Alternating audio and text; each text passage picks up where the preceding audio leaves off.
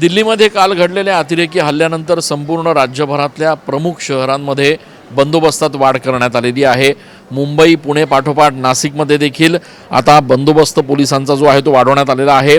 नाशिकच्या Nashik road railway स्थानकावर सध्या आपण आहोत आणि या ठिकाणी पोलिसांचा तगडा बंदोबस्त जो आहे तो बघायला मिळतोय।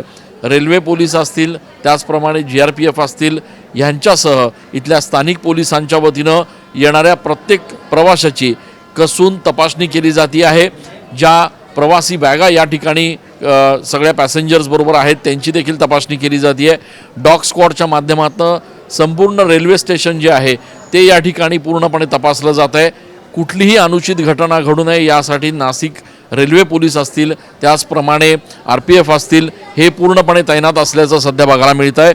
नाशिक सर्वार्थानं महत्त्वाचं मानलं जातं। यापूर्वी देखील नाशिकला अनेकदा अतिरेक्यांच्या हिटलिस्टवर असल्याची देखील माहिती पोलिसांना मिळालेली आहे आणि त्या पार्श्वभूमीवर आता नाशिक रोड रेल्वे स्थानकावर एक मोठा बंदोबस्त जो आहे तो सध्या तैनात असल्याचं आपल्याला बघायला मिळतं। यासोबतच नाशिकमध्ये राज्यभरातूनच नव्हे तर देशभरातून प्रवासी, भाविक, पर्यटक येत असतात आणि या सगळ्या अनुषंगाने पोलिसांनी आता बंदोबस्तात वाढ केल्याचं बघायला मिळत आहे। कॅमेरा पर्सन आकाश येवलेसह मी चंदन पूजाधिकारी, TV9 मराठी।